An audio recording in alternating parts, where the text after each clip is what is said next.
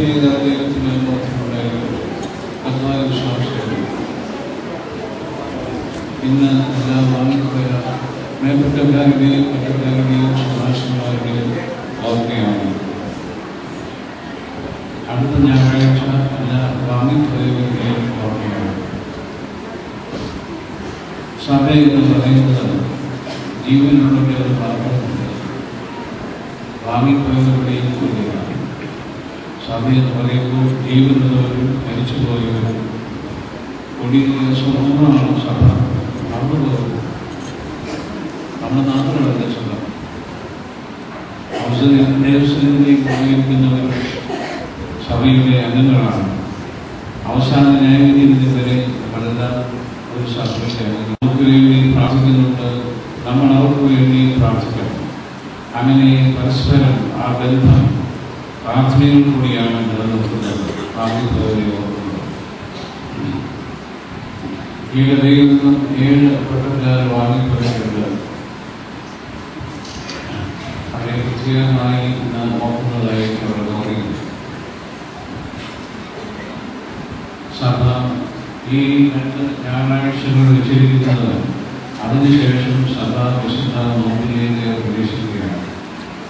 നോമ്പിൽ ജീവനുള്ളവർ മാത്രമല്ല വാങ്ങിപ്പോയവരും പങ്കുചെയ്യും. സഭയാണ് നോമ്പ് നോക്കുന്നത്. ജീവനുള്ളവരും മരിച്ചുപോയവരും ഒരുമിച്ചാണ്. അതുകൊണ്ട് ഒരുക്കമാണ് ഇപ്പോൾ നടത്തുന്നത്. അതുകൊണ്ട് സഭയുടെ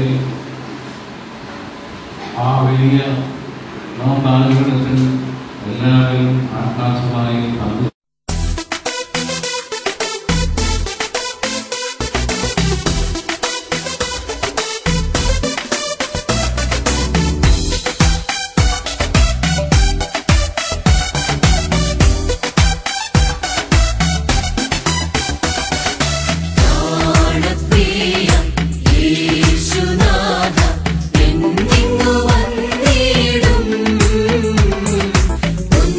മുഖം ഞാൻ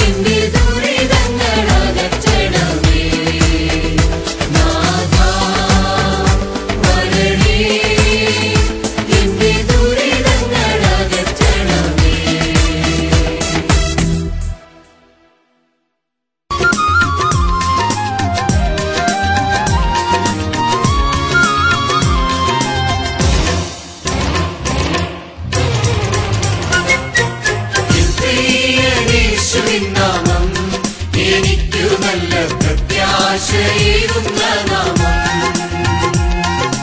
എന്നാശ യേശുവിൽ മാത്രം, എനിക്കു നിത്യരക്ഷയും യേശുവിൽ മാത്രം. എൻ പ്രിയ യേശുവിൻ നാമം എനിക്കു നല്ല പ്രത്യാശയേകുന്ന നാമം. എന്നാശ യേശുവിൽ മാത്രം, എനിക്കു നിത്യരക്ഷയും യേശുവിൽ മാത്രം.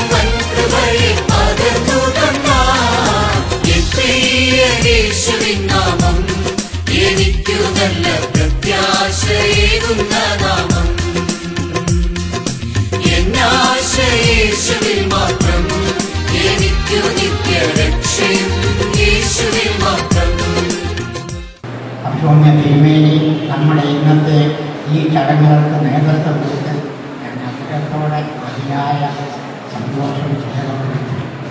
ഇന്ന് ഈ യുവജന പ്രസ്ഥാനക്കാർ ഇങ്ങനെ വയസ്സനായിരിക്കും വയോജനങ്ങളായിരിക്കുന്ന ഞങ്ങളെ ഇങ്ങനെ ബഹുമാനിച്ച് ഞങ്ങളുടെ അതിയായ സ്നേഹങ്ങൾ ആദരവ് നമ്മൾ അനുഭവങ്ങൾ രേഖപ്പെടുത്തി.